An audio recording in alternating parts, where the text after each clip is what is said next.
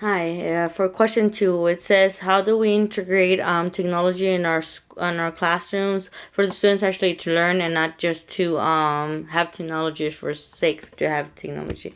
Well, as I said in my first video, I actually teach I use Quizlet, and I use Google Classroom, and I use Classified and other technology stuff to help make Spanish easier for my students, because a lot about it is presentational, and they feel more comfortable being able to create a video and then send it to me than having to talk to me face to face.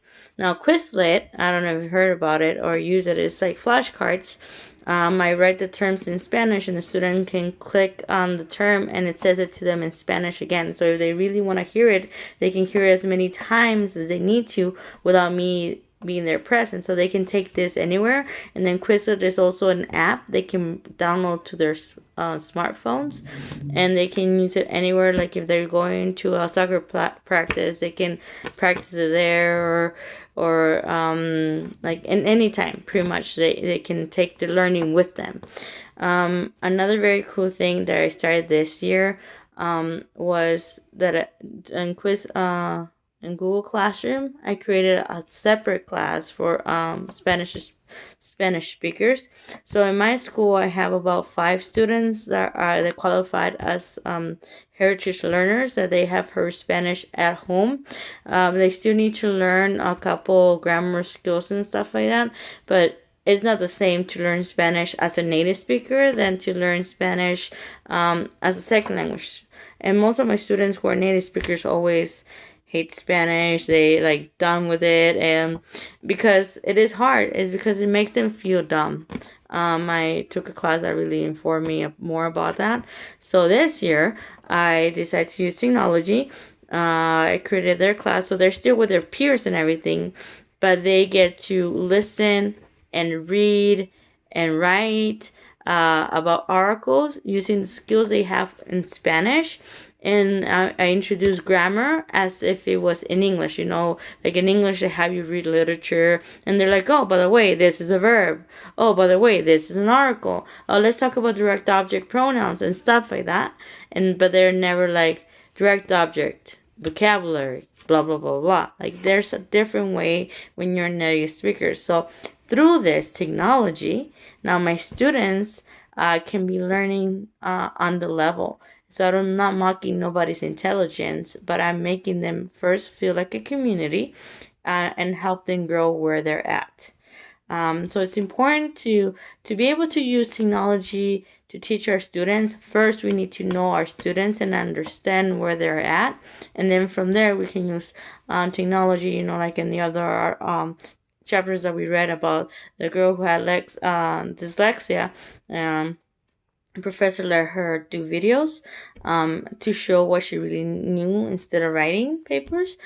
So all those things are important for us to continue using for technology. So again, to be able to use technology the right way for our students, we need to know our students so that we know what their needs are. Question number 3. It says, how can educators use technology to prepare students for the 21st century? So besides using technology as another tool to help the students where places they're lacking, like or skills that it's harder for them. Well, this is a global world, right?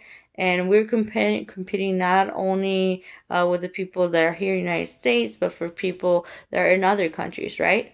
So if another countries offer students technology and all these other things, of course, our own students are going to be behind. Like again, in the YouTube video that I mentioned before, and question number 1, that by not showing our students how to use technology, then we are having them go lower. Like we're not making them as how you say it in English, marketable. Like they are not gonna be able to find a job easily.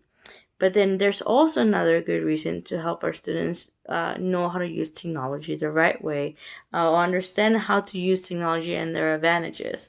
Like in chapter 6, of Vasquez and Fairman, they talked about uh, tomatoes. Like they were doing a research about tomatoes, and then while they were doing the research, students saw that when they put type tomatoes, they came out like they were selling this product, and then to sell this product, they saw men in the background that was like in doing work in the land, and the woman was like with this product, it was easier for her to do the tomatoes. And so what I thought it was very interesting is I believe it was a 6-year-old. I don't know if it was second grade. I didn't understand that very well, but I think it was a 6-year-old was saying this is wrong. Why are they saying the girls cannot do the work that the man is doing? And I would have never thought about that.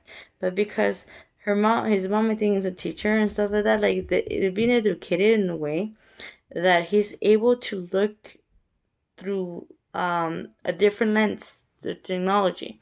So the point is that they go on and they explain how to do, and they did an experiment and they did a review on it.